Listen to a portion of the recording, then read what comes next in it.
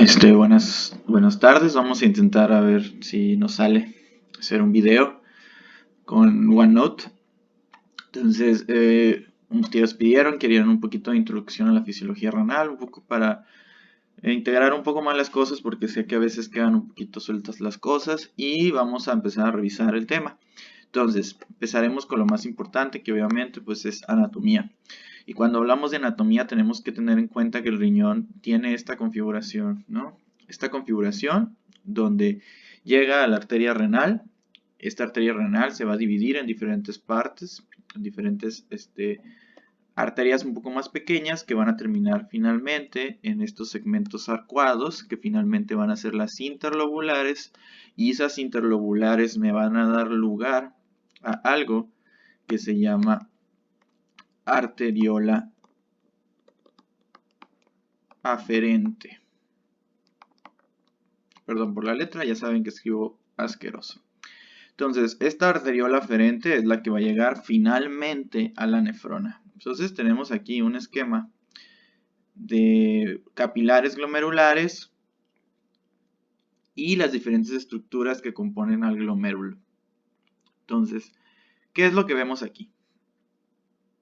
Les había mencionado que la arteria renal comienza y se ramifica hasta llegar a la arteria interlobular, y finalmente esta me da la arteriola aferente. Bueno, esta arteriola aferente es el segmento que menciona que es la A, ¿no?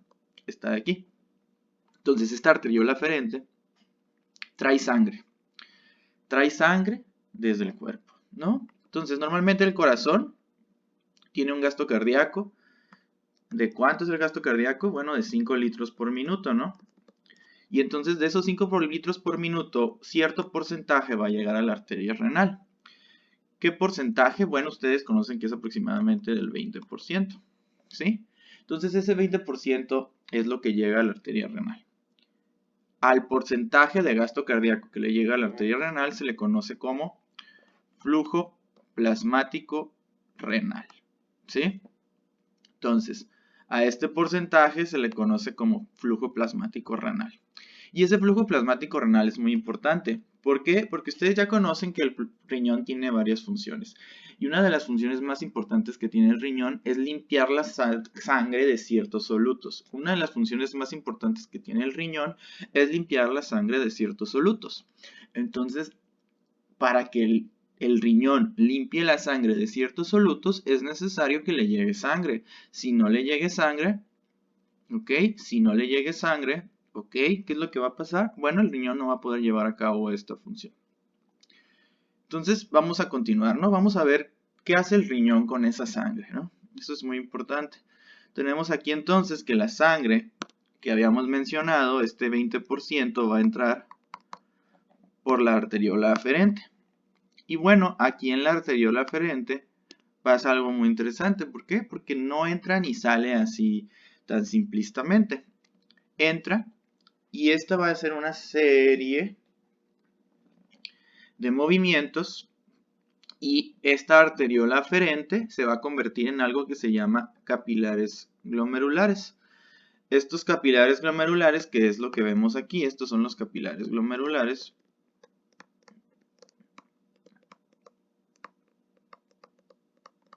¿Sí? Se insertan en algo que se conoce como cápsula de Bowman. Entonces, entra la arteriola aferente, esta arteriola aferente, ¿sí? Se ramifica en algo que se llaman capilares glomerulares y finalmente va a salir como la arteriola eferente. Y entonces, ¿eso de qué nos sirve? Bueno, vamos a dibujar un esquema de esto que viene aquí, un poco más simplificado, y es muy similar al que ustedes ven en los dibujos. Entonces, tenemos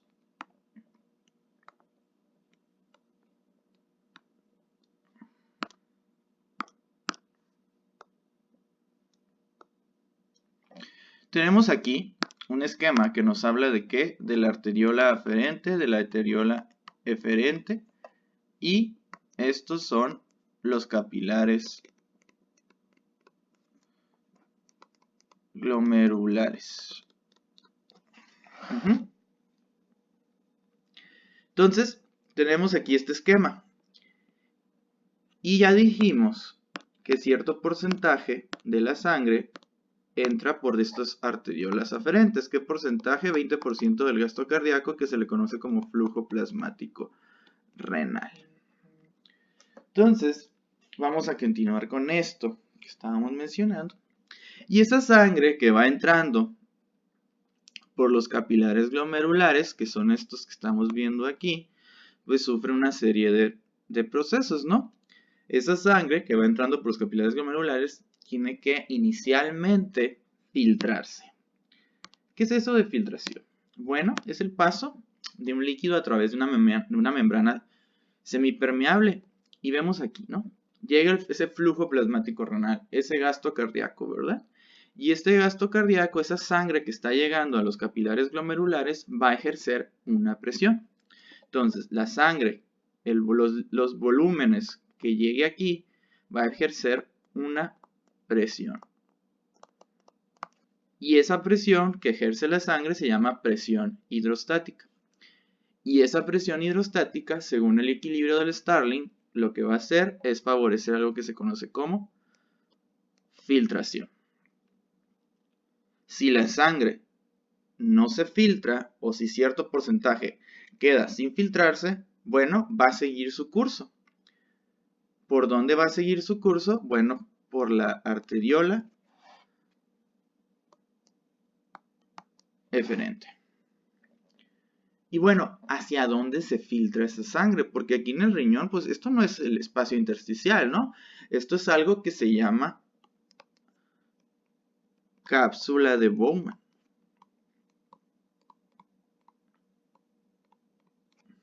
Y bueno, van a decir, pues es como todos lados, ¿no? Bueno, desgraciadamente no. En esta sección de aquí, en esta sección de aquí, no es igual esta barrera de filtración a los capilares sistémicos que ustedes conocen. Los capilares sistémicos son un poco más distintos. Bueno, estos capilares, esta barrera de filtración glomerular está compuesta por varios componentes. Está compuesta inicialmente por endotelio, que es la primera zona, ¿no? Está compuesta inicialmente por endotelio. Ese endotelio, como sabemos, lo voy a dibujar con rojito para que quede más claro, ¿sí? Sabemos que hay las células endoteliales. Y estas células endoteliales tienen algo especial. Tienen algo que se conoce como fenestras. Y estas fenestras nos dan algo que se le llama selectividad. Y van a decir, ¿cómo que selectividad? Bueno, como vemos en este dibujo, ustedes van a decir, no, pues llega la sangre, ¿verdad? Cierta cantidad de esta se filtra, pero todas las moléculas van a pasar desde el capilar hasta la cápsula de Bowman. No. ¿Cómo sé qué moléculas van a pasar? Bueno, dependiendo de esa selectividad, ¿no? Las fenestras nos dan algo que se llama selectividad para tamaño.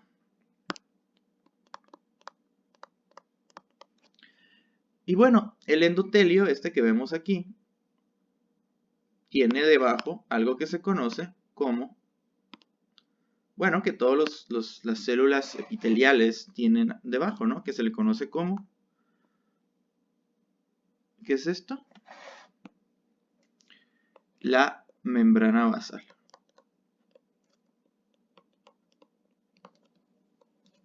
¿Verdad? Y esa membrana basal van a decir, bueno, pues es una membrana basal, ¿no? Algunas moléculas pueden pasar por ahí. Bueno, esa membrana basal está llena de algo que se le conoce como colágeno tipo 4 y heparansulfato. Y estos tienen una carga ¿de qué tipo? Una carga de tipo negativa. Por lo tanto, van a repeler a las sustancias que tengan carga negativa. Y finalmente, debajo de esto existen unas células diferentes. Unas células que son de la cápsula de Bowman. Entonces, ¿qué células son? Son los podocitos. Y estos podocitos están unidos por algo que se llaman proteínas del diafragma en hendidura. ¿Ok? Y estas proteínas de diafragma en hendidura son altamente negativas, lo que ayuda a que no se filtren cargas negativas. Por lo tanto, para que algo se filtre, tiene que atravesar estas tres estructuras y tiene que superar la selectividad para tamaño, tiene que superar estas cargas negativas y tiene que superar más cargas negativas. Por lo tanto, se filtran solo moléculas pequeñas y moléculas que son predominantemente positivas, o moléculas pequeñas con cierta carga neutral. Y hasta algunas moléculas que pueden ser muy pequeñitas y tener cualquier carga finalmente.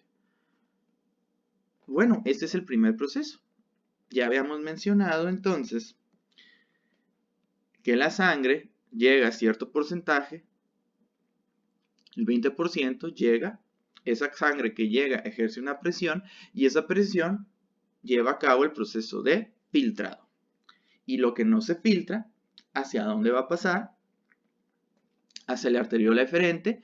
Y de la arteriola eferente, ¿hacia dónde se va a ir? Bueno, la arteriola eferente va a ir a unas estructuras que se llaman capilares peritubulares. Y de ahí va a drenar a las ramas de la vena renal para salir del riñón. Entonces, espero que tengamos una visión más amplia de lo que es una introducción a la fisiología renal. Y en el siguiente video vamos a hablar un poco de qué determina la filtración. Un poquito más de cosas.